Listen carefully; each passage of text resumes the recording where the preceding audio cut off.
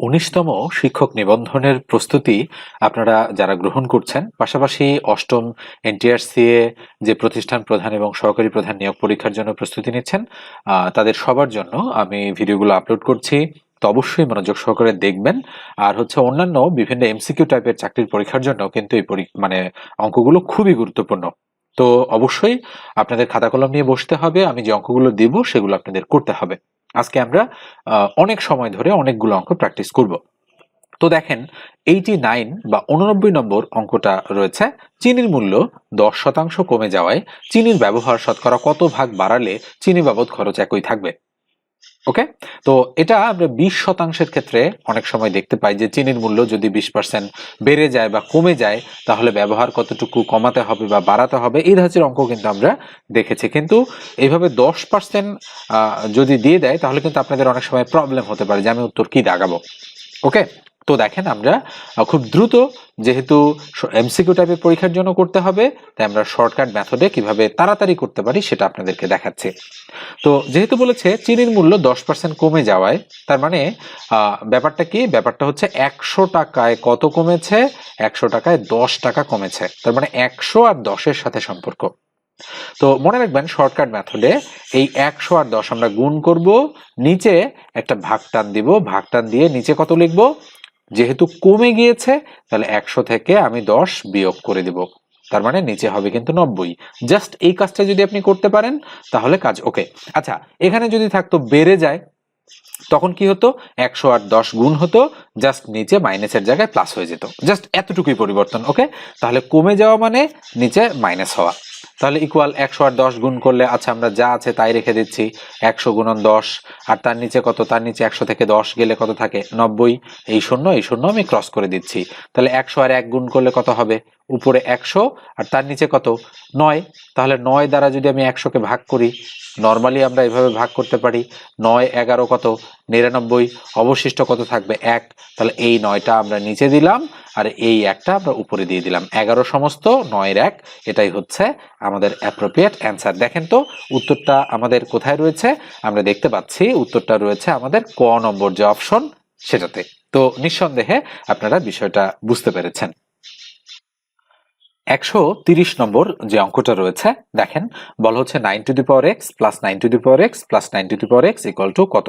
সুন্দর একটা প্রশ্ন কিন্তু এটা অনেক সময় 2 দিয়ে আসে, 3 দিয়ে আসে, 4 দিয়ে আসে, 5 দিয়ে আসে, এগুলো দিয়ে কিন্তু আসতে আমরা দেখেছি বিভিন্ন সময়। তো এটা এসেছে 9 দিয়ে, অর্থাৎ 9 এর উপরে x প্লাস হচ্ছে 9 এর উপরে x প্লাস হচ্ছে 9 এর উপরে x। এটাকে আপনারা সূচকের অঙ্ক বা মান নির্ণয়ের অঙ্ক যে কোনোটা বলতে পারেন। তাহলে equal 9 two the power x, তিনটা আছে, আমি যদি একটা কমন নেই, কি থাকবে? 1 প্লাস 1 প্লাস 1, পুরোটা কমন গেলে তো 1 থাকে, তাই না? তাহলে 9 two the power x into তিনটা এক যোগ করলে কত হবে? 3। তাহলে 3 এর পাওয়ার কত? 3 এর পাওয়ার হচ্ছে 1। তাহলে 3 এর উপরে স্কোয়ার করলে 9 হয়, আমরা একটু ভেঙে ভেঙে করি।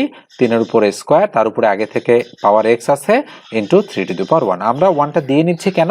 কেননা এটা আমরা কাজে লাগাবো, তাই। মানে কোনো কিছু না থাকা মানে পাওয়ারে 1 থাকা। তাহলে ইকুয়াল কি হচ্ছে? 3 এর উপরে 2x হচ্ছে, তাহলে 3 to the power 2x into 3 to the power 1। তো আমরা জানি বেস দুটো যদি সমান হয়, তাহলে গুণ আকারে থাকলে পাওয়ার দুটো যোগ হয়ে যায়। তাহলে 2টা 3 এর মধ্যে একটা 3, আর পাওয়ার গুলো যোগ হবে, তাহলে 2x প্লাস 1। দেখেন তো কোথায় আমাদের কাঙ্ক্ষিত সঠিক উত্তরটা রয়েছে? আমরা দেখতে পাচ্ছি যে আমাদের ঘ নম্বর যে অপশনটা, এখানে কিন্তু রয়েছে 3 to the power 2x plus 1। তাই এটাই আমাদের অ্যাপ্রোপ্রিয়েট অ্যান্সার। এটা দেখেন, এটা বৃত্ত সংক্রান্ত একটা অঙ্ক। বলা হচ্ছে একটি বৃত্তের পরিধি 44 সেন্টিমিটার হলে বৃত্তটির ক্ষেত্রফল কত? তো নিবন্ধন পরীক্ষায় কিন্তু আমাদের কি আসে? হচ্ছে জ্যামিতি থেকে অনেক বেশি অঙ্ক আসতে দেখা যায়। তো এটা যেহেতু বৃত্ত সংক্রান্ত, আমরা একটা বৃত্ত অঙ্কন করলাম। এই একটা বৃত্ত, এই বৃত্তটার সেন্টার বা কেন্দ্র হচ্ছে এটা। বলা হচ্ছে একটি বৃত্তের পরিধি, পরিধি মানে এই পুরো যে, মানে বৃত্তটা এখান থেকে এই সার্কেলটা হওয়া শুরু হয়ে এখানে আবার শেষ হয়েছে, এটাকে বলা হয় পরিধি। পরিধির সূত্র হচ্ছে 2 পাই আর। তাহলে 2 পাই আর পরিধি, পরিধি ইকুয়াল কত দেওয়া আছে? 44 সেন্টিমিটার। তাহলে 44 দেওয়া আছে আমাদের। এটা আমরা লিখলাম যে দেওয়া আছে এই বৃত্তটার পরিধি হচ্ছে 2 পাই আর, বৃত্তটির ক্ষেত্রফল কত? তাহলে ক্ষেত্রফল মানে কি? পাই আর স্কোয়ার। তার মানে আমাদের পাই আর স্কোয়ার ইকুয়াল টু হোয়াট, এটা আমাদের কাছে জানতে চাচ্ছে। তো আমাদের তথ্য দেওয়া হচ্ছে কিন্তু জাস্ট একটা, তাহলে আমরা এখান থেকে এক কাজ করি, এখান থেকে আমরা মানে আর এর মানটা বের করার চেষ্টা করি, তাহলে আমরা হচ্ছে ক্ষেত্রফল পেয়ে যাব। তো দেখেন, তাহলে এখানে পাই মানে হচ্ছে কি, পাই মানে হচ্ছে 3.1416, বা ভগ্নাংশ আকারে লিখলে আমরা লিখতে পারি 22/7 এটা। তো আমরা মান বসাই দিচ্ছি, তাহলে 2 ইন্টু পাই এর মান হচ্ছে উপরে 22, তার নিচে কত 7, আর গুণন হচ্ছে আর, ইকুয়াল কত, ইকুয়াল হচ্ছে আমাদের 44 লিখে ফেললাম। তাহলে এখান থেকে আমাদের টার্গেট হচ্ছে কার মান, আর এর মান বের করা। তাহলে 22 দুগুণ কত 44, তার নিচে কত 7 ইন্টু আর ইকুয়াল টু এদিকে হচ্ছে 44। তাহলে আর ইকুয়াল কত হবে, এদিকে 44, তো এই ভগ্নাংশটা ওইদিকে গেলে হবে কি উল্টে যাবে জাস্ট, তাহলে উপরে 7 তার নিচে কত 44। এই কাজটা কিন্তু হয়ে যাবে। আপনি যদি ইন্টু আকারে আছে, যদি 44-এর নিচে পুরোটাকে ভাগ আকারেও দেন, তারপরেও পরের লাইনে কিন্তু এই জিনিসটাই ঘটবে। তাহলে 44 আর 44 কাটা গেল, তাহলে সুতরাং আর এর মান কত থাকলো, আর এর মান থাকলো শুধু 7। তাহলে আর এর মান আমরা 7 পেয়ে গিয়েছি। এবারে আমরা এখানে বলতে পারি যে যেহেতু ক্ষেত্রফল জানতে চেয়েছে, তাহলে সুতরাং আমরা লিখবো যে ক্ষেত্রফল ইকুয়াল পাই আর স্কোয়ার। তাহলে পাই আর স্কোয়ার মানে পাই এর মান হচ্ছে 22/7 গুণন আর এর মান কত 7, তাহলে 7-এর উপর কি দিব, 7-এর উপর আমরা স্কোয়ার দিয়ে দিলাম। পাইয়ের মানটা কিন্তু মুখস্থ মনে রাখবেন, হ্যাঁ, পাই মানে 22/7 বা 3.1416। তাহলে উপরে 22, তার নিচে 7, গুণন 7 সাথে কত 49, তাহলে আবার 7 দ্বারা 49-কে কাটলে 7, তাহলে 7 আর 22 গুণ করলে 7 দুগুণ 14, 4 হাতে 1, 7 দুগুণ 14 আর 1-এ কত হবে 15, তাহলে 154 বর্গ সেন্টিমিটার। যেহেতু এখানে সেন্টিমিটার আছে, তো সেন্টিমিটার সেন্টিমিটার ক্ষেত্রফল বের করার সময় বর্গ সেন্টিমিটার হয়ে যাবে। তো কোথায় আমরা দেখতে পাচ্ছি, আমরা দেখতে পাচ্ছি যে খ নম্বর অপশনেই কিন্তু আমাদের 154 বর্গ সেন্টিমিটার অ্যান্সার রয়েছে। তাই এটাই আমাদের অ্যাপ্রোপ্রিয়েট অপশন। এটা দেখেন, বলা হচ্ছে 1 থেকে 49 পর্যন্ত সংখ্যার গড় কত। খুবই সুন্দর একটা প্রশ্ন কিন্তু এটা এটা মানে কয়েক সেকেন্ডের মধ্যেই কিন্তু করে ফেলা যায়। তো যেহেতু বলা হচ্ছে 1 থেকে 49 পর্যন্ত সংখ্যার গড় কত, আমি আপনাদের একটু বলে দেই যে এরকম যদি ধারাবাহিক সংখ্যা থাকে তাহলে গড় নির্ণয় করা খুবই সহজ। শেষ পদটা আর প্রথম পদটা দুটো যোগ করে 2 দ্বারা ভাগ করলে গড় বের হয়ে যাবে। তাহলে 49 আর 1 যোগ করলাম, ভাগ করলাম 2 দ্বারা, তাহলে 49 আর 1-এ কত 50/2, তাহলে 50-কে 2 দ্বারা ভাগ করলে কত হবে 25। এটাই হচ্ছে আমাদের সঠিক উত্তর। এখন আপনি যদি প্রমাণ চান যে আমি দেখতে চাই যে সব অঙ্কের ক্ষেত্রে শর্টকাটটা কাজ করে কিনা, হ্যাঁ সব অঙ্কের ক্ষেত্রে কাজ করে।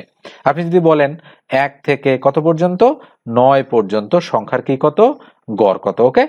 তো আসেন আমরা 1 থেকে 9 পর্যন্ত আগে যোগ করি। তাহলে 1 থেকে 9 পর্যন্ত যদি আমি যোগ করতে চাই, তাহলে 1 যোগ 2 যোগ 3 যোগ, এভাবে আমি কত পর্যন্ত লিখব, আমি হচ্ছে এভাবে 9 পর্যন্ত লিখে ফেলবো। লিখলাম, তাহলে মোট কয়টা সংখ্যা 9টা। আমরা জানি গড় মানে উপরে হচ্ছে রাশির সমষ্টি, তার নিচে হচ্ছে রাশির সংখ্যা, তাহলে রাশির সংখ্যা কয়টা 9টা, আর যোগফলটা আমরা উপরে দিব, তাই না। তাহলে 9 আর 8-এ 17, 17 আর 7 18 19 20 21 22 23 24, 24 আর 6 30, আর 5-এ 35, আর 4-এ 39, 40 41 42 43 44 45, তাহলে 45 দিয়ে দিলাম। 5 নং 45 5, তাহলে গড় কত পেলাম, গড় পেলাম 5। মনে রাখবেন কিন্তু গড় পেলাম কত 5। তাহলে ব্যাপারটা কি ছিল, 1 থেকে 9 পর্যন্ত সংখ্যার গড় কত। প্রশ্ন তো নতুন প্রশ্ন এটা, তাই না, আমি যেটা এক্সাম্পল দিচ্ছি। তাহলে আমাদের নিয়ম কি, নিয়ম হচ্ছে শেষ সংখ্যা প্রথম সংখ্যা যোগ করে 2 দ্বারা ভাগ। তাহলে 9 আর 1-এ 10, 10-কে 2 দ্বারা ভাগ করলে 5। দেখেন 5 থেকে 7 সেকেন্ডের মধ্যেই বা তার চেয়েও কম সময়ে আপনি অঙ্কগুলো কিন্তু করে ফেলতে পারবেন। দেখেন আমি কিন্তু প্রুফ সহ দেখালাম। এবার আমরা পরের প্রশ্নে চলে যাচ্ছি।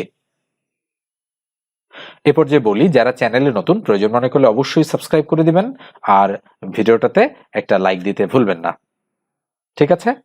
আর যদি আপনারা ফেসবুক পেজ থেকে দেখে থাকেন এই মুহূর্তে ভিডিওটা, তাহলে অবশ্যই পেজটা ফলো দিয়ে রাখবেন। এই পেজে কিন্তু নিবন্ধন সংক্রান্ত যাবতীয় হচ্ছে বিষয় আমি হচ্ছে আপনাদের সঙ্গে শেয়ার করার চেষ্টা করব। 19তম শিক্ষক নিবন্ধনের A to Z আমি সাজেশন বলেন, অন্যান্য মডেল টেস্ট বলেন, পিডিএফ শিটগুলো বলেন, আমি কিন্তু এখান থেকেই আপনাদেরকে দেওয়ার চেষ্টা করব। তো অবশ্যই ফলো দিয়ে রাখবেন যারা প্রস্তুতি গ্রহণ করছেন।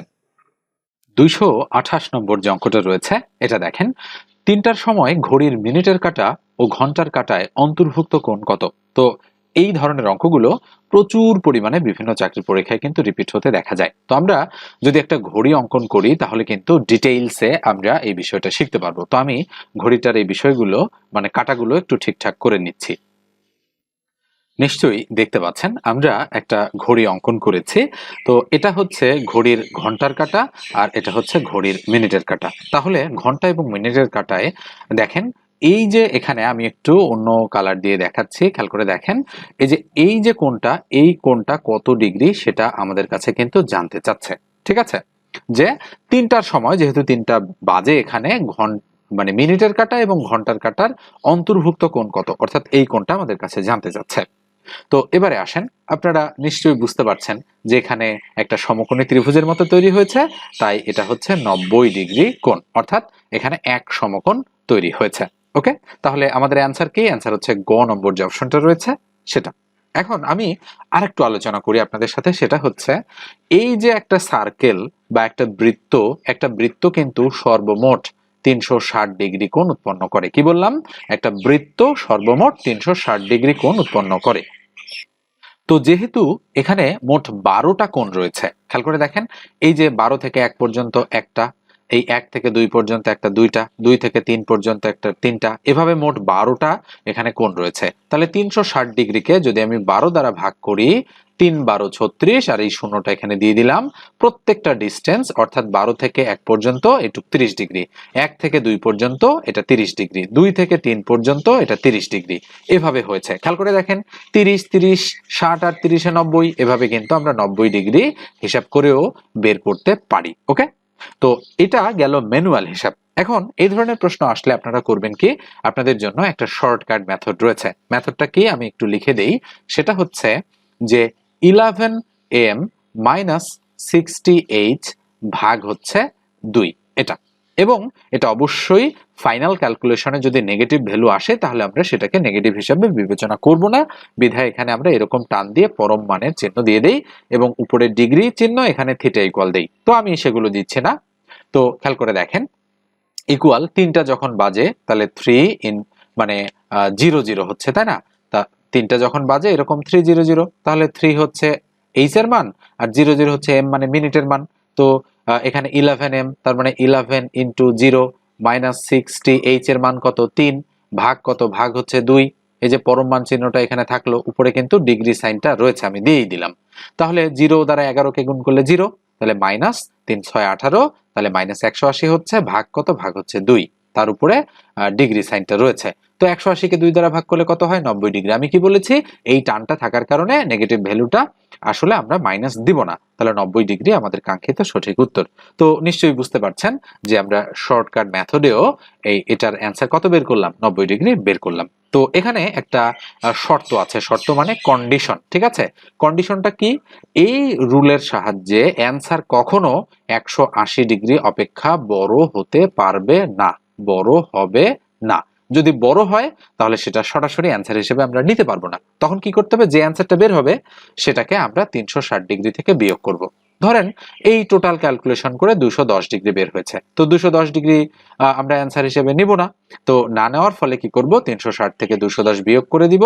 বিয়োগ করলে 0, 5 আর এখানে কত? 1, তার মানে 150 ডিগ্রি হবে তখন আমাদের অ্যাপ্রোপ্রিয়েট অ্যান্সার। আমি জাস্ট এটা বোঝানোর জন্য আপনাদের বললাম। এরকম সিচুয়েশন খুবই কম পাবেন আপনারা। যদি এরকম সিচুয়েশনে পড়েন তাহলেও যেন অঙ্ক করতে পারেন এই সূত্রের সাহায্যে, এই জন্য আমি এটা শিখাই দিলাম। তো 2 মেথডেই শেখালাম, যেটা আপনাদের পছন্দ হয়, যেটা ভালো মনে করেন সেটাই আপনারা পরীক্ষার হলে অ্যাপ্লাই করে দিবেন। এবারে আমি মুছে দিচ্ছি, দিয়ে পরের প্রশ্নে চলে যাচ্ছে। 232 নম্বর যে প্রশ্নটা রয়েছে দেখেন, বলেছে নিচের কোনটি অমূলদ সংখ্যা, অর্থাৎ কোনটা ইরেশিওনাল নাম্বার সেটা আমাদেরকে বের করতে বলা হচ্ছে। ইরেশিওনাল নাম্বার হচ্ছে অমূলদ সংখ্যা, এর সঙ্গে রেশিও বা অনুপাতের একটা সম্পর্ক আছে। যেমন আমি যদি বলি মূলদ সংখ্যা কোনগুলো, মনে রাখবেন মূলদ হচ্ছে যে সংখ্যাকে দুটি সংখ্যার রেশিও বা অনুপাত আকারে প্রকাশ করা যায় তাকে হচ্ছে বলা হয় মূলদ সংখ্যা। যেমন আমি যদি বলি 5 একটা কি সংখ্যা? মূলদ সংখ্যা। কেন? কেননা 5 হচ্ছে 5 এর নিচে 1 আছে, এটাকে আমরা 5 অনুপাত 1 এইভাবে প্রকাশ করতে পারি।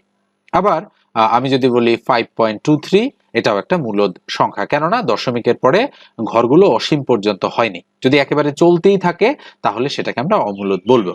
তো যেমন ধরেন √3 একটা সংখ্যা, এটা কিন্তু অমূলদ সংখ্যা। তার কারণ কি? কারণ হচ্ছে √3 মানে 1.7320508075, এভাবে চলতেই থাকবে, মানে কখনো শেষ হবে না এটা। ওকে, আবার √2 যদি আপনারা বলেন তাহলে 1.4142, এভাবে ডট ডট ডট ডট চলতেই থাকবে, এটা কখনো শেষ হবে না। তাই এগুলো হচ্ছে কি সংখ্যা? অমূলদ সংখ্যা, কেননা এগুলোকে আমরা দুটি সংখ্যার অনুপাত আকারে বা ভগ্নাংশ আকারে প্রকাশ করতে পারি না। যেমন হচ্ছে আমি একটু বলি, তাহলে এই যে অপশনগুলোর মধ্যে নিশ্চয়ই বুঝতে পারছেন যে √2 হচ্ছে একটা অমূলদ সংখ্যা। কারণ কি? কারণ হচ্ছে এটা কখনো শেষ হয় না।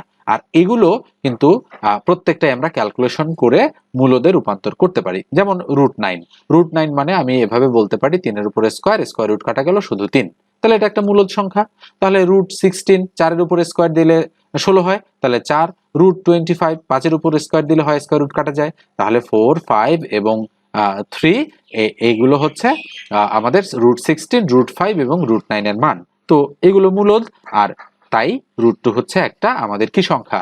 অমূলদ সংখ্যা। এটা মনে রাখতে হবে আপনাদের এভাবে। এটা দেখেন, বলা হচ্ছে ত্রিভুজ এবিসি এর কোণ A = x, কোণ B = 2x এবং কোণ C = 3x হলে ত্রিভুজটি কি ত্রিভুজ? একটু কম দেখা যাচ্ছে হয়তো ডান দিকে। তো দেখেন, সূক্ষ্মকোণী ত্রিভুজ, স্থূলকোণী ত্রিভুজ, সমকোণী ত্রিভুজ নাকি আমাদের সমদ্বিবাহু ত্রিভুজ? তো আমরা একটু জানার চেষ্টা করব যেটা কোন ধরনের ত্রিভুজ। যেহেতু ত্রিভুজ বলা হচ্ছে, তো সেক্ষেত্রে আমরা বলতে পারি যে এখানে বাহু দেখেও ত্রিভুজের নাম বলতে পারি, আবার কোণ দেখেও ত্রিভুজের নাম বলতে পারি। তো এখানে আমরা একটু দেখব যে আমরা কোণ দিয়ে ডিসাইড করতে পারি কিনা। যেমন এ হচ্ছে এক্স, বি হচ্ছে 2x এবং সি হচ্ছে 3x। তাহলে আমরা জানি একটা ত্রিভুজের 3 কোণের সমষ্টি 180 ডিগ্রি বা 2 সমকোণ, নিঃসন্দেহে জানি। তাহলে আমি যদি বলি যে দেওয়া আছে a মানে x আর b মানে 2x আর c মানে 3x, সেটা আমরা বলতে পারি যে কোণ a = x, কোণ b = 2x এবং কোণ c = কত? 3x। তো সুতরাং আমি যদি ধরি যে যেহেতু কোণ দেওয়া আছে, হ্যাঁ, এই জন্য কিন্তু আমাদের 180 ডিগ্রি ধরা বুদ্ধিমানের কাজ হবে, মানে কোণের প্রেক্ষিতে আমরা অ্যান্সারটা বের করব। তাহলে আমরা প্রশ্ন মতে বলতে পারি কি, এই প্রথম কোণটা যোগ দ্বিতীয় কোণটা যোগ তৃতীয় কোণটা, এই 3টা কোণ যোগ করলে আমাদের কত হবে? 180 ডিগ্রি হবে। নিঃসন্দেহে প্রশ্ন মতে বিল্ড আপ বুঝতে পারছেন। 3 2 5 আর 1 6, তাহলে 6x = 180 ডিগ্রি। তাহলে বা কি হবে? x = উপরে 180, তার নিচে কত? তার নিচে 6, কাটাকাটি করলে 3 6 18, শূন্য দিয়ে দিলাম। তাহলে x এর ভ্যালু কত? 30 ডিগ্রি। তো x এর ভ্যালু যখন 30 ডিগ্রি হয়েছে, সেক্ষেত্রে আমরা x, 2x আর 3x তিনটাই বের করতে পারবো। তো বলেন দেখি এবারে আমাদের x এর ভ্যালু কত? x এর ভ্যালু হচ্ছে 30 ডিগ্রি, 2x এর ভ্যালু হচ্ছে 60 ডিগ্রি, 3x এর ভ্যালু হচ্ছে 3 3 90 ডিগ্রি। তো এখানে একটা কোণ 90 ডিগ্রি, তো আমি 90 ডিগ্রি একটা কোণ উৎপন্ন করছি। তো আমি একটু অঙ্কন করার চেষ্টা করি। ধরেন এই কোণটা কত ডিগ্রি? এই কোণটা হচ্ছে 90 ডিগ্রি, দিয়ে দিলাম। আচ্ছা, এই কোণটা কত? এই কোণটা ধরবো আমরা 30 ডিগ্রি। তো ধরলাম এই কোণটা আমাদের 30 ডিগ্রি। আচ্ছা, উপরেরটাও আমরা ধরতে পারি। আমরা হচ্ছে এভাবে ধরি, হ্যাঁ। ধরেন এটা হচ্ছে সি কোণ, এটা হচ্ছে আমাদের কত? এ কোণ, আর এটা হচ্ছে আমাদের বি কোণ। তাহলে এ বি সি কোণ, এটাও একটা কোণ। এই কোণটা আমরা বলতে পারি সি হচ্ছে 90 ডিগ্রি, বি হচ্ছে কত? তাহলে বি হচ্ছে 2x, 2x মানে হচ্ছে 60, তাই না? তাহলে এটা হলো 60 ডিগ্রি, আর এটা কত? এটা হচ্ছে 30 ডিগ্রি। তো নিশ্চয়ই বোঝা যাচ্ছে এটা একটা সমকোণী ত্রিভুজ। আমরা এই 90 ডিগ্রি বের করার সাথে সাথেই কিন্তু ডিসিশনটা নিতে পারি। তারপরেও আমি অতিরিক্ত আলোচনাটা আপনাদের সুবিধার জন্য করাই দিলাম। তাহলে এটা কি? এটা হচ্ছে একটা সমকোণী ত্রিভুজ। নিঃসন্দেহে আপনারা বুঝতে পেরেছেন যে এটা সমকোণী ত্রিভুজ। তো এটা মুছে দিয়ে আমরা পরের প্রশ্নে যাচ্ছি। এটা দেখেন, সম্ভাবনার একটা অঙ্ক। শিক্ষক নিবন্ধন পরীক্ষায় এই ধাঁচের প্রশ্নগুলো কিন্তু খুব বেশি আসতে দেখা যায়। কি বলা হচ্ছে অঙ্কটাতে? 29 থেকে 38 পর্যন্ত সংখ্যা হতে যে কোনো একটিকে ইচ্ছামতো বেছে নিলে সেটি মৌলিক হওয়ার সম্ভাবনা কত? তো আমরা শুরুতে সম্ভাবনার যে সূত্রটা রয়েছে, একটু ডান সাইড দিয়ে সূত্রটা লিখে নিব। আমরা জানি সম্ভাবনা ইকুয়াল, নিচে হচ্ছে মোট ঘটনা আর তার উপরে হচ্ছে অনুকূল, মনে রাখবেন অনুকূল ঘটনা। উপরেরটা হচ্ছে অনুকূল ঘটনা, নিচেরটা হচ্ছে মোট ঘটনা। তো মোট ঘটনা কি? কোনো একটা ঘটনার অধীনে যতগুলো ঘটনা ঘটতে পারে সবগুলোই মোট ঘটনা। আচ্ছা, তাহলে 29 থেকে 38 পর্যন্ত বলেছে, তাহলে 29 একটা সংখ্যা, 30 একটা, যেহেতু ছোট আমি সব লিখছি, তাহলে 31 একটা, 32, 33, তাই না? তারপরে 34, 35, এরপরে কত? 36, 37, 38 এবং ফাইনালি 39। তাহলে মোট কয়টা সংখ্যা? 1, 2, 3, 4, 5, 6, 7, 8, 9, 10, 11। তাহলে মোট ঘটনা কত? মোট ঘটনা হচ্ছে আমাদের 11। তাহলে মোট ঘটনা হচ্ছে 11টা। এবার আসেন 29 থেকে 38 পর্যন্ত সংখ্যাগুলো, মানে সংখ্যা হতে যে কোনো একটিকে ইচ্ছে মতো বেছে নিলে সেটি মৌলিক হওয়ার সম্ভাবনা কত? আচ্ছা বলেন তো দেখি, তাহলে এই রেঞ্জের মধ্যে মৌলিক সংখ্যা কয়টা আছে?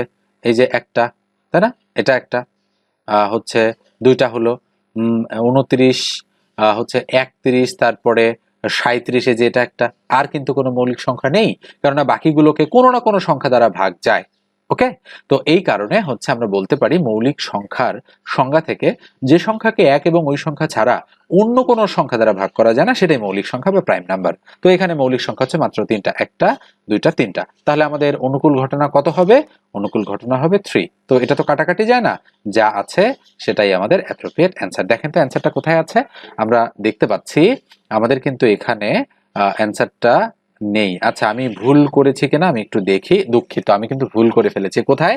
নিশ্চয়ই আপনারাও খেয়াল করেছেন, আমি কিন্তু ভুলে এখানে হচ্ছে 39 লিখে ফেলেছি। এখানে কিন্তু 39 ছিল না, এখানে 38 পর্যন্ত ছিল। এই ভুলটা আমি কিন্তু কিভাবে করলাম আমি নিজেও জানি না। ওকে, তো এই ভুল আপনার যেমন হতে পারে আমারও সেরকম হতে পারে। দেখেন আমার কিন্তু এখনই ভুলটা হয়ে গিয়েছে, এই ভুলটা কিন্তু করা যাবে না। যদি উত্তরে 11/3 থাকতো আমি কিন্তু দাগিয়ে দিতাম, দাগানোর পরে কিন্তু আমার কিচ্ছু করার থাকতো না। এটা কিন্তু ভুল, আমি সবকিছু নিয়ম জানা সত্ত্বেও এটা ভুল। তো এই জন্য এরকম ভুল করা যাবে না কখনো, হ্যাঁ, পরীক্ষার হলে। তাহলে নিচে কত হবে? নিচে হবে অবশ্যই 10, কেননা মোট এখানে 10টা সংখ্যা, 1, 2, 3, 4, 5, 6, 7, 8, 9, 10, 38 পর্যন্ত। আমি কেন 39 করলাম আমার কিন্তু বোধগম্য নয়। এটা কিন্তু হচ্ছে ইচ্ছাকৃত ভুল নয়, আমার অনিচ্ছাকৃত ভুল। তো দেখেন 3/10 আমাদের গ নম্বর অপশনে রয়েছে, তাই এটাই আমাদের অ্যাপ্রোপ্রিয়েট অ্যান্সার। তো এ পর্যায়ে বলি, যারা চ্যানেলে নতুন, প্রয়োজন মনে করলে অবশ্যই চ্যানেলটা সাবস্ক্রাইব করে দিবেন আর ভিডিওটাতে একটা লাইক দিতে ভুলবেন না। আর নিবন্ধন পরীক্ষার জন্য স্পেশাল গণিতের একটা ব্যাচ আমি শুরু করছি, সামনেই শুরু করব। তো আপনারা যদি কেউ জয়েন করতে চান, মাত্র 510 টাকায় নিবন্ধনের আগ পর্যন্ত আপনারা করতে পারবেন। এটা 19তম শিক্ষক নিবন্ধনের জন্য প্রযোজ্য এবং আমি গণিত একেবারে ধরে ধরে আপনাদেরকে শেখাবো। তো আপনারা যারা শিখতে চান 01642702760 এই নম্বরে হোয়াটসঅ্যাপে টেক্সট দিয়ে আমার সঙ্গে যোগাযোগ করবেন। বললাম ফি মাত্র 510 টাকা। এই টোটাল কোর্স ফি কিন্তু এটাই, আর কোনো ফি আপনাদের দিতে হবে না। আপনারা পিডিএফ শিটগুলো বিনামূল্যে পাবেন, যেটা আমি আপনাদের হোয়াটসঅ্যাপে সেন্ড করে দিব। সেখানে কিন্তু গণিতের পাশাপাশি অন্যান্য সাবজেক্টও আপনারা পাবেন আমার কাছে। আর মডেল টেস্ট দিতে পারবেন, পূর্ণাঙ্গ মডেল টেস্ট পাবেন, বেশ কিছু, এক কথায় নানা ধরনের ফ্যাসিলিটিস আপনি আমার কাছে পাবেন। আমি দীর্ঘদিন ধরে পড়াই, এর আগেও কয়েকটা ব্যাচ আমি পড়িয়েছি। অনেকেই নিবন্ধন পরীক্ষায় হচ্ছে সাফল্যের সাথে উত্তীর্ণ হয়েছে এবং বিভিন্ন স্কুল, কলেজ, মাদ্রাসা, কারিগরি শিক্ষা প্রতিষ্ঠানে চাকরিরত রয়েছে। ওকে, তো আপনারা চাইলে আমার কাছে শিখতে পারেন। যদি আমার শেখানো ভালো লাগে তবেই কেবল আমাকে হোয়াটসঅ্যাপে টেক্সট করবেন আপনারা এই নম্বরে, আদারওয়াইজ টেক্সট করার কোনো প্রয়োজন নেই। এবার আমি এটা মুছে দিচ্ছি, মুছে দিয়ে পরের প্রশ্নে যাচ্ছি। এবারে এটা দেখেন 260 নাম্বার যে অঙ্কটা আছে, x ইকুয়াল √5 প্লাস √4 হলে x² প্লাস 1/x² এর মান কত? খুবই সুন্দর একটা অঙ্ক কিন্তু এটা। তো আমরা দেওয়া আছে লিখে অঙ্কটা প্রথমে তুলব। কি দেওয়া আছে? x ইকুয়াল টু √5 প্লাস হচ্ছে √4। এখন এখানে দেখেন মান বের করতে বলেছে x² প্লাস 1/x²। তার মানে আমাদের x প্লাস 1/x এই আকারে কিন্তু মান প্রয়োজন। তো যেহেতু এই আকারে আমাদের মান প্রয়োজন, সেক্ষেত্রে আমরা করব কি 1/x এর মানটা আমরা বের করে নিব। মনে রাখবেন পাশাপাশি যদি সংখ্যা হয় 5 4 6 5, তারপরে 4 3 3 2 এরকম যদি হয়, তাহলে আপনারা x এর মান যা আছে জাস্ট 1/x এর মান এটা মাইনাস চিহ্ন দ্বারা বের করে ফেলতে পারেন। এটা কিন্তু একটা নিয়ম, যদিও এর একটা প্রমাণ রয়েছে, আজকে আমি দেখাচ্ছি না, আরেকদিন দেখাবো, জাস্ট এটা আপনারা মনে রাখেন। তাহলে সুতরাং x প্লাস 1/x এর মান কত হবে? অবশ্যই √5 প্লাস হচ্ছে √4, মাঝখানে প্লাস চিহ্ন দিলাম, এটা হবে √5 মাইনাস হচ্ছে √4। তাহলে √4 ক্রস হয়ে গেল, থাকবে হচ্ছে 2√5। তাহলে x প্লাস 1/x এর মান কত? 2√5। এখন আমাদের কিন্তু বের করতে বলেছে x² প্লাস 1/x²। তো আমরা করব কি x² প্লাস 1/x² লিখলাম, লেখার পরে এটাকে আমরা সাজাবো a² প্লাস হচ্ছে বি স্কোয়ার আমি সাজালাম, তাহলে ইকুয়াল কি হবে এক্স প্লাস 1/x তার উপরে হোল স্কোয়ার মাইনাস হচ্ছে 2 ইন্টু এক্স ইন্টু 1/x, মানে এ স্কোয়ার প্লাস বি স্কোয়ারের অনুসিদ্ধান্ত বসালাম A plus B whole square minus 2ab, তাহলে ইকুয়াল এটার মান কত 2√5, তাহলে 2√5 তার উপর আমি স্কোয়ার দিয়ে দিচ্ছি মাইনাস এটা কাটা 2 একে কত 2, তাহলে 2 এর উপরে স্কোয়ার মানে 4 ইন্টু √5 এর উপরে স্কোয়ার মানে শুধু 5, কেননা স্কোয়ার রুট কাটা যাচ্ছে মাইনাস 2, তাহলে 4 5 20, 20 থেকে 2 গেলে থাকবে কত 18, তাহলে 18 কোথায় আছে দেখেন তো এই যে গ নম্বর অপশনে রয়েছে, তাই গ নম্বরটাই আমাদের অ্যাপ্রোপ্রিয়েট অ্যান্সার। এই অঙ্কটা দেখেন বলা হচ্ছে এক্স ভাগ ওয়াই এর সাথে কত যোগ করলে যোগফল এক্স ইন্টু 1+y ভাগ ওয়াই হয়। খুবই সহজ অঙ্ক, কিন্তু বুঝতে না পারলে এ ধরনের অঙ্কগুলো আপনাদের জন্য খুবই কঠিন হয়ে যাবে। তো দেখেন আমি আগে অঙ্কটা করাই, তারপরে আপনাদেরকে একটু বলবো যে কেন এমনটা করলাম আমি। তো আমাদের করতে হবে কি, এটা থেকে এটা বিয়োগ করতে হবে, যেটা হবে সেটাই হচ্ছে আমাদের কাঙ্ক্ষিত সঠিক উত্তর। তাহলে উপরে এক্স ইন্টু 1+y আর তার নিচে কি, তার নিচে হচ্ছে ওয়াই মাইনাস হচ্ছে এক্স ভাগ ওয়াই। ওকে, তাহলে ইকুয়াল লসাগু কত, লসাগু হচ্ছে ওয়াই, ওয়াই দ্বারা ওয়াই কে ভাগ করলে 1, 1 দ্বারা উপরেরটাকে গুণ করলে যা আছে তাই, এক্স ইন্টু 1+y আর মাইনাস ওয়াই দ্বারা ওয়াই কে ভাগ করলে 1, 1 দ্বারা এক্স কে গুণ করলে এক্স, তাহলে ইকুয়াল ভাগ টান দিলাম, এক্স দ্বারা 1 কে গুণ করলে এক্স প্লাস এক্স দ্বারা ওয়াই কে গুণ করলে কি হবে এক্স ওয়াই আর মাইনাস এক্স, ভাগ কত, ভাগ হচ্ছে ওয়াই, তাহলে ইকুয়াল কি দাঁড়াচ্ছে মাইনাস এক্স আর প্লাস এক্স কাটা যাচ্ছে, উপরে থাকতেছে এক্স ওয়াই তার নিচে ওয়াই, ওয়াই ওয়াই ক্রস থাকতেছে কি এক্স। দেখেন তো এক্স আছে কিনা, এক্স্যাক্টলি আমরা দেখতে পাচ্ছি ক নম্বর অপশনে আমাদের কিন্তু এক্স রয়েছে, এটাই সঠিক উত্তর। এখন আমি যেটা বলতে চাচ্ছিলাম যে আমি কিভাবে বুঝলাম যে এটা আর এটা বিয়োগ করতে হবে, আপনাদেরও নিশ্চয়ই যারা বুঝতে পারতেছেন না তাদের প্রশ্ন এখানে। তো দেখেন আমি চিন্তা করা আপনাদের শেখাই। দেখেন আমি হয়তো একবারই বুঝতে পারতেছি, তো আপনারা বুঝতে পারতেছেন না কেন, সংখ্যা হলে বুঝতে পারতেন। আমি যদি বলি 10-এর সাথে কত যোগ করলে 15 হয়, বলেন তো আপনি কি বলবেন উত্তর? মুখে মুখে বলতে পারতেছেন 5 যোগ করলে, এটা তো ইজি অঙ্ক, 10-এর সাথে 5 যোগ করলে 15 হয়। আচ্ছা বের করার প্রসেসটা কি, বের করার প্রসেস হচ্ছে 15 থেকে 10 মাইনাস, দেখেন তো 5 হচ্ছে কিনা, হচ্ছে, তার মানে এটা থেকে এটা মাইনাস করলেই আমরা কাঙ্ক্ষিত উত্তরটা পেয়ে যাচ্ছি। তো আমি কি করেছি, আমি এটা থেকে এটাই তো মাইনাস করে দিয়েছি, তাই না? তো আপনাদের চিন্তাটা একটু, মানে চিন্তার পরিধিটা একটু বাড়াতে হবে, মানে গভীরতাটা একটু বাড়াতে হবে।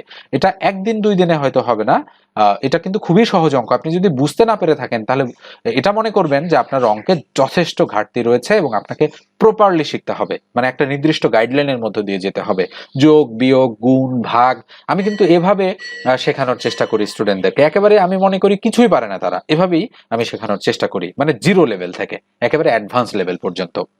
তো এটা আমি এবারে মুছে দিচ্ছি।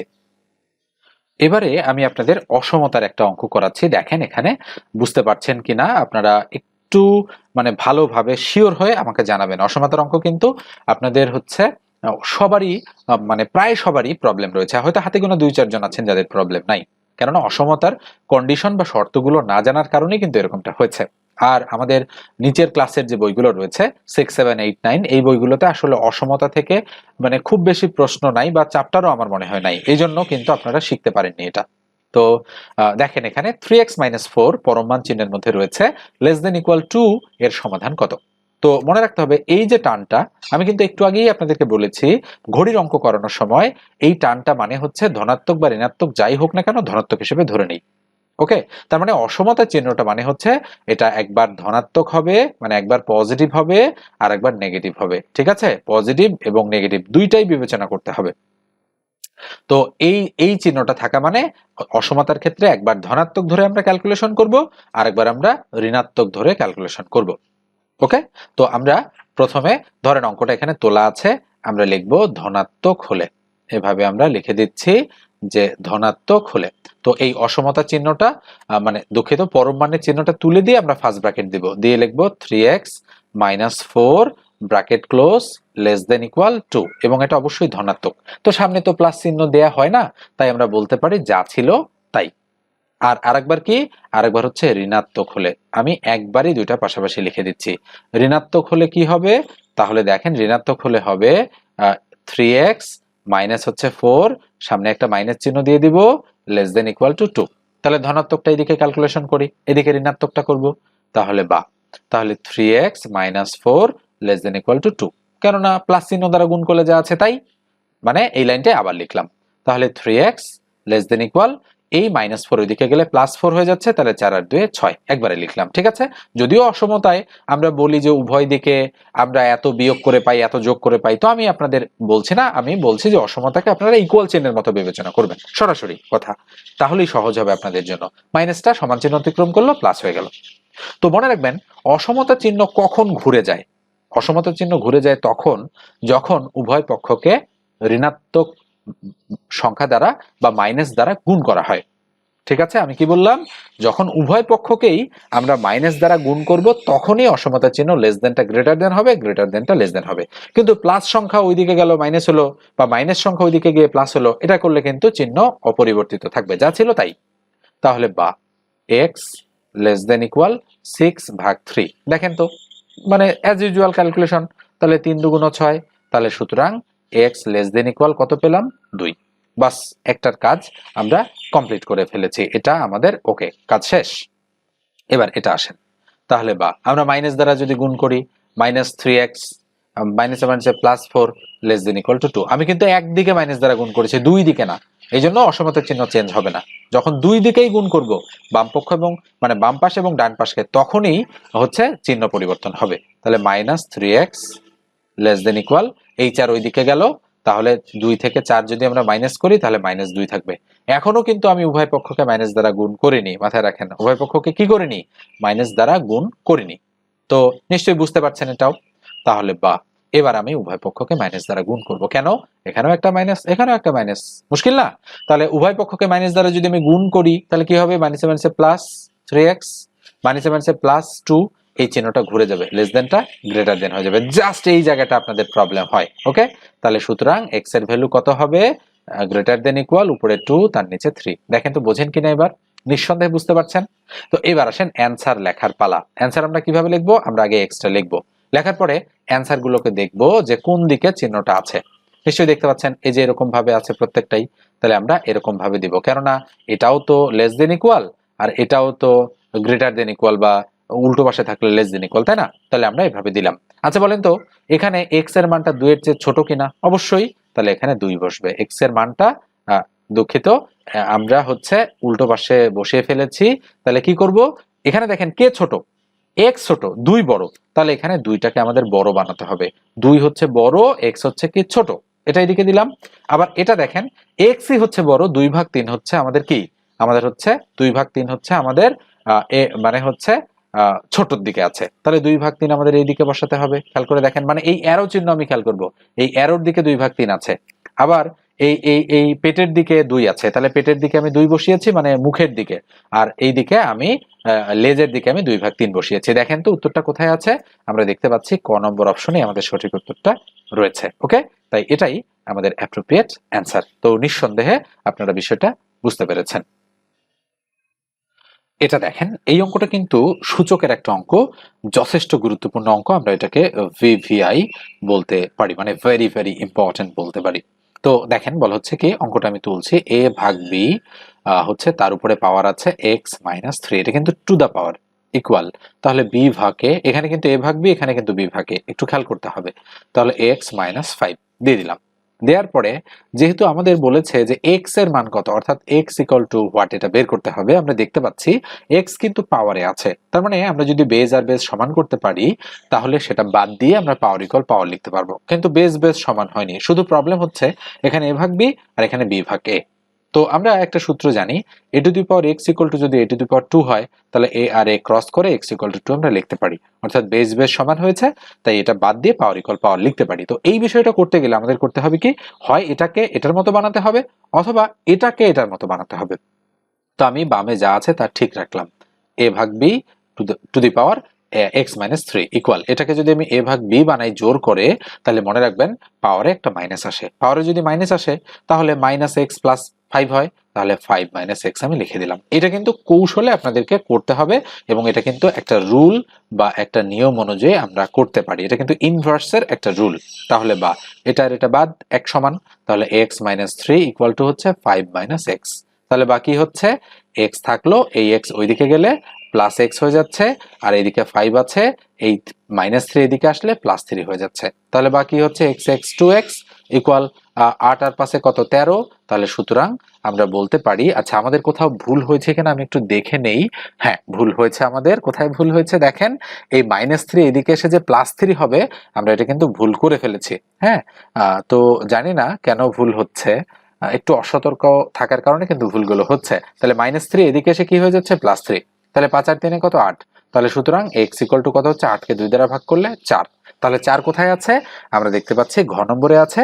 তাই এটাই আমাদের অ্যাপ্রোপ্রিয়েট অ্যান্সার। দেখেন, আমি হয়তো চিন্তাটা একটু অ্যাডভান্স করছি বিধায় আমার কিন্তু ভুল হচ্ছে। চিন্তা অঙ্ক করার সময় অন্য কোনো চিন্তা মাথায় নিয়ে আসলেই কিন্তু ভুল হয়ে যাবে। তো দেখেন, সেটা হলো এক্স এদিকে লিখলাম আর -x এদিকে সে প্লাস। আমি কি করেছি, মাথায় আগে থেকে চিন্তা করছি 5 3 8 হবে, ওই 8 আমার মাথায় ঘুরতেছে বিধায় 5 লেখার পরে আমি এখানে -3টা +3 না লিখে এখানে 8 লিখে ফেলেছি। ওকে, এরকম অ্যাডভান্স চিন্তা করলেও কিন্তু প্রবলেম রয়েছে। অঙ্ক করার সময় লাইন টু লাইন চিন্তাটা আমাদের ক্লিয়ার রাখতে হবে। তাহলে x ইকুয়াল 4 যেটা আমরা ঘ নম্বরে পেয়েছি, এটাই আমাদের অ্যাপ্রোপ্রিয়েট অ্যান্সার। তো আজকে আর অঙ্ক না করি, একসাথে অনেকগুলো অঙ্ক করলে হয় কি, একটু মাথা গোলমাল করে। তো দেখা হচ্ছে পরের ভিডিওতে। হচ্ছে আপনারা হচ্ছে অবশ্যই লিখে জানাবেন যে কেমন লাগলো এই আলোচনাটা, আর একটা লাইক দিয়ে দেবেন। যদি সাবস্ক্রাইব না করে থাকেন তো সাবস্ক্রাইব করে রাখতে পারেন চ্যানেলটা। ধন্যবাদ সবাইকে।